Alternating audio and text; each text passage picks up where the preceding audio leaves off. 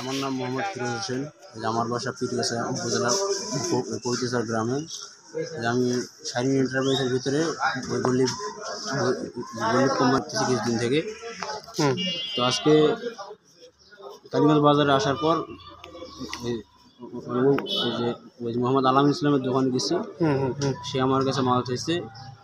আমি বলছি যে ভাই নগদ টাকা যদি দেন তাহলে মাল দেবো, না হলে আমার পক্ষে মাল দেওয়া সম্ভব না। তো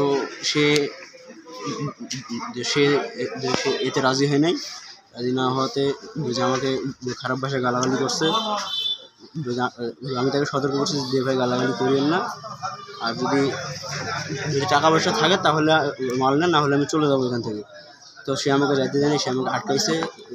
আটকানোর পর সে আমাকে পুনরায় গালিগালাজ করছে এবং সে আমাকে গায়ে হাত দিচ্ছিল।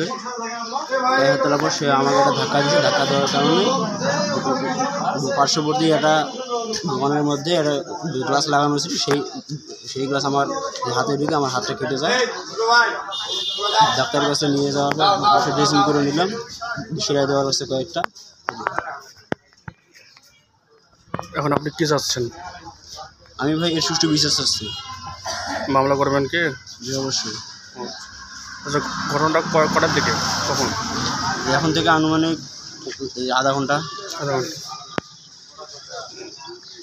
কি মারছে কি দিয়ে জানো?